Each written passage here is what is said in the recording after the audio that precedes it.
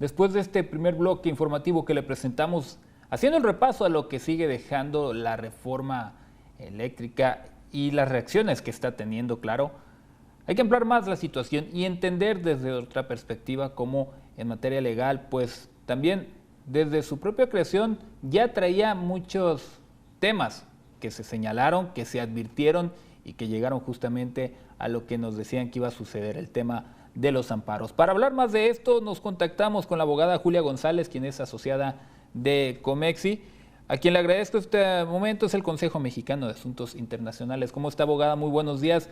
Agradecer este tiempo que nos permite estar platicando con usted y consultarle primero, desde que se presentó el tema de la reforma, sí escuchábamos que se advertía lo que iba a suceder, que las empresas que estarían siendo perjudicadas obviamente no se iban a quedar de brazos cruzados. Pese a la advertencia, pues ya están sucediendo el tema de los amparos, ¿no? Primero preguntarle, ¿qué opinión le merece el que ahora desde Presidencia se pide, se investigue al juez, que lo que entendemos lo único que está haciendo es actuando conforme a la legalidad que existe? Buenos días, Francisco. Muchas gracias por tenerme en este espacio. Me parece que el tema de que se ponga en duda la actuación del juez es algo que se puede dar en cualquier procedimiento y para eso existen procesos claros en la Ley Orgánica del Poder Judicial de la Federación. Entonces, en la respuesta del ministro presidente por la que remite el escrito que le hizo llegar el señor presidente, me parece la respuesta adecuada, porque finalmente está volviendo a institucionalizar una posibilidad que sí existe dentro de nuestro ordenamiento. Lo que está pidiendo, bueno, el presidente es esa investigación justamente, pero lo hace ver pues, como si fuera una orden directamente, como usted dice, institucional, como que si él fue el que lo está ordenando justamente. ¿Este proceso que se estaría llevando a cabo siempre ocurre o solamente se lleva a cabo dentro de la judicatura cuando hay casos polémicos, como en este caso un amparo que está señalándose como de ser de manera express? No, la realidad, este amparo no se está dando de manera express, eso es lo primero que me gustaría clarificar.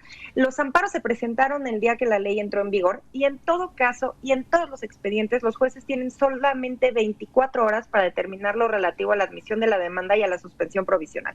Entonces no se está dando de forma express, se está dando conforme a los plazos que establece la misma ley.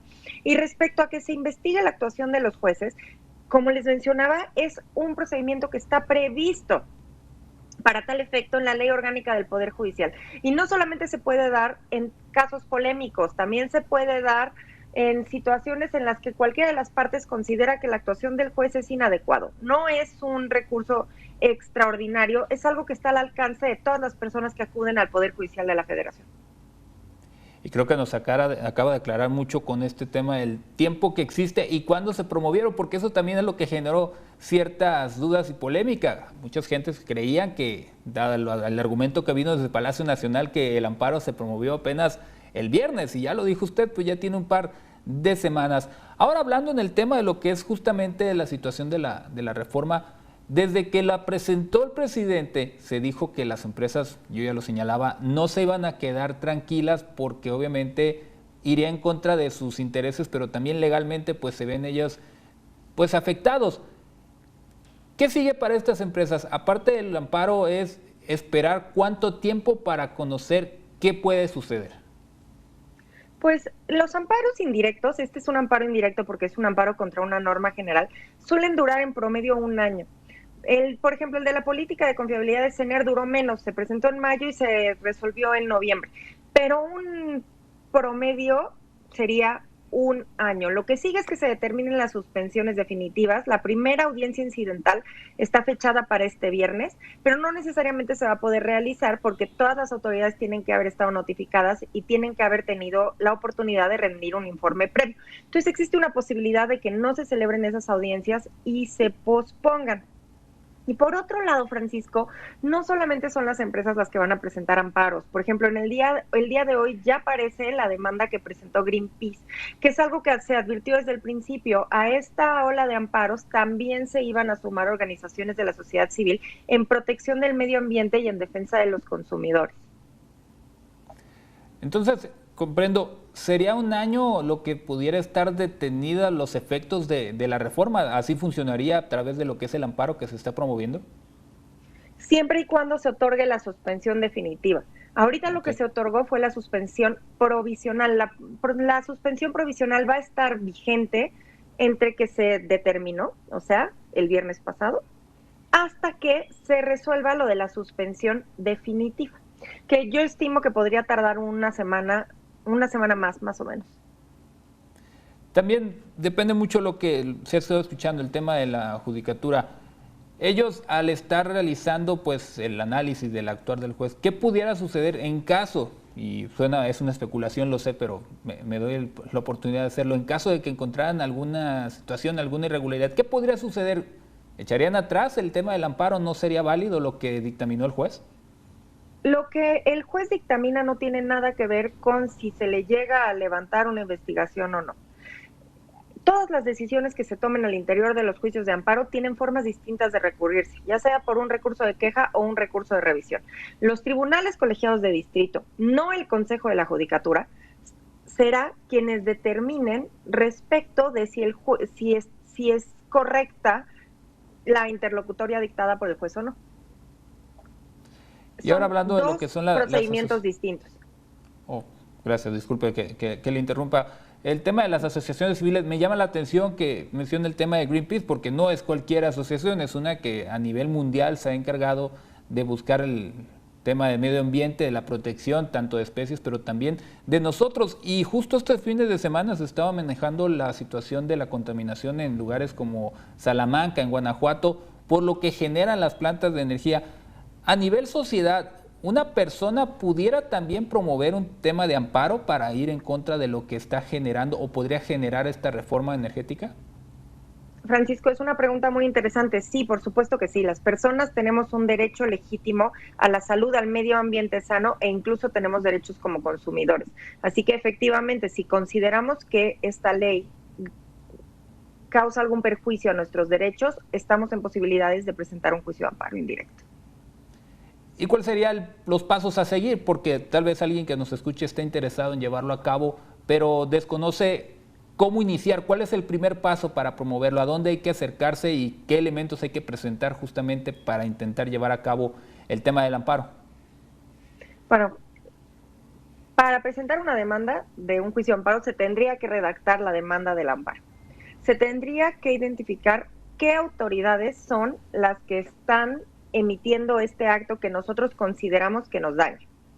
Después de eso tendríamos que identificar muy bien qué acto es el que nos está causando un perjuicio, ¿no? ¿Qué actuación estatal, gubernamental es la que nos va a ocasionar un daño? Y después tenemos que fundar y motivar por qué se nos causa este daño. ¿Qué quiere decir fundar y motivar? Que tenemos que explicar claramente, lo más claramente posible para que el juez lo entienda, porque eso va a afectar nuestros derechos. Y tenemos también que explicar en qué normas se basan estos derechos que tenemos. En términos generales, ese sería el contenido de la demanda de amparo. Por supuesto que también tiene que tener pruebas, tienes que decidir si vas a solicitar que se suspenda o no, si vas a solicitar que se suspenda con qué efectos, y se tiene que revisar a qué juez le toca conocer. En el caso de los jueces de competencia económica solo hay dos, entonces ya sabemos que hay que ir a la JUSCO al lado de Six Flags y presentar ahí la demanda.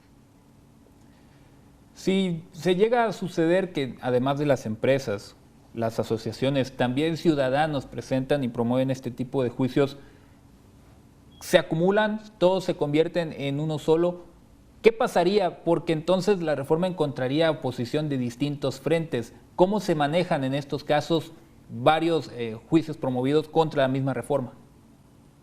La realidad es que el tema de si se acumule o no depende de distintas cosas. Ahorita, por ejemplo, si revisamos, ya hay por lo menos 2 juicios acumulados, tanto con el juez Gómez Fierro como con el juez de la Pesa.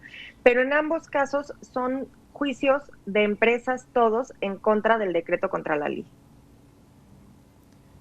Y ya después veríamos si se promueven justamente los que estábamos mencionando. Es Y le correcto. agradezco mucho el repaso que nos hace, porque escuchar que se promueven amparos no siempre se concluye toda la situación de cómo se llevan a cabo. Desde la concepción misma de la reforma, ¿hubo alguna situación que usted considere ya estaba violentando los derechos tanto de las empresas como de la ciudadanía misma. Hablamos del tema de contaminación, pero hay otros aspectos que también abarcan las consecuencias que tiene esta reforma que promovió el presidente. ¿Qué otros aspectos se han estado viendo de alguna forma afectados, incluso hasta atropellados, algunos decían, por lo que promueve dicha reforma energética?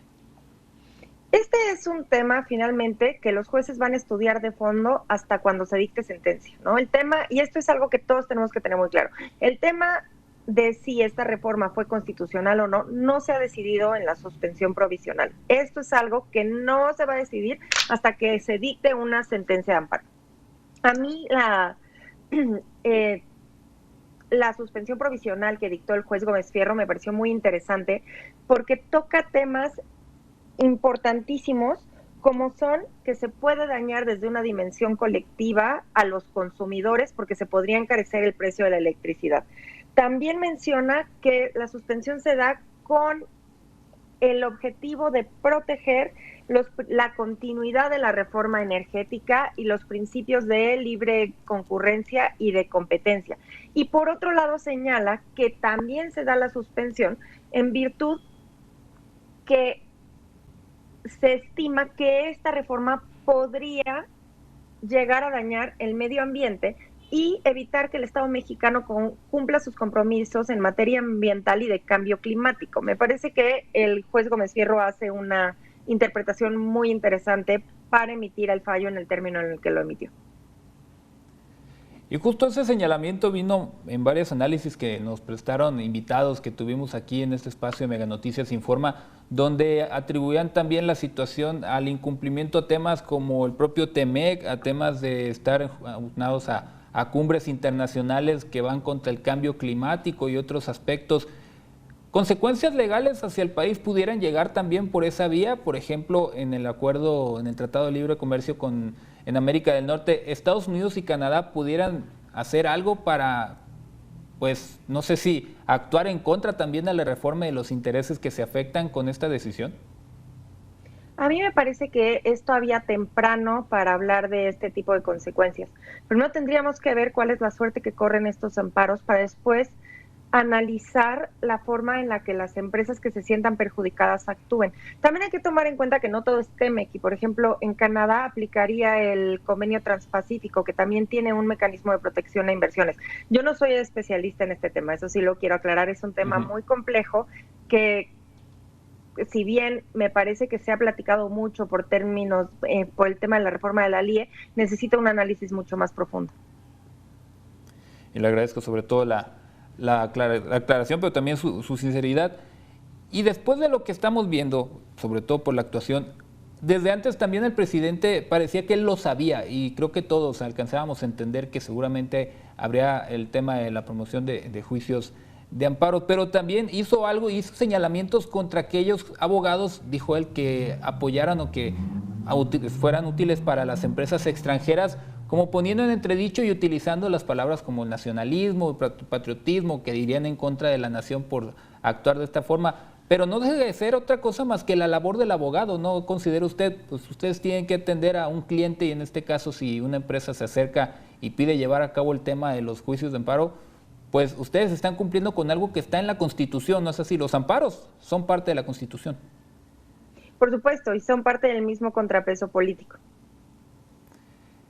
¿Qué tan complejo es el sentir este peso en contra, hacia todos los abogados, escuchar que el propio presidente quiera poner en entredicho la labor de miles, si no hasta podemos decir millones de abogados en el país? Me parece que las asociaciones de abogados tuvieron una reacción muy adecuada en el sentido de que es nuestro derecho constitucional llevar a cabo el desarrollo de nuestros trabajos, pero también ha habido una reacción internacional, por ejemplo, en las barras de Estados Unidos, de apoyo hacia los abogados mexicanos. Y ya nomás esperando que sigan, y esperemos que no, pero a que sigan las reacciones y sobre todo los posibles declaraciones que haga el presidente. ¿Cree que las asociaciones seguirán haciendo este frente común para defenderse entre todos y sobre todo defender que la ley se siga cumpliendo? Me parece que sí, ¿no? Finalmente, en este tipo de cosas siempre hay pesos y contrapesos y como parte del sistema democrático en el que vivimos, es sano ver este tipo de ejercicios en los que todos tenemos derecho a expresar lo que pensamos. Excelente, abogada. Pues yo le agradezco mucho estos minutos que nos brindó, la explicación, que me parece algo que es bastante útil para cualquier persona que quiera promover un amparo, pero también entender que en este caso específico de la reforma es posible, y nos acaba de ampliar también usted que pues no fue otra cosa más que un manejo de la situación y que en realidad todo ha estado dentro de los tiempos legales. Muchas gracias y que tenga un excelente martes. Igualmente, hasta luego, Francisco.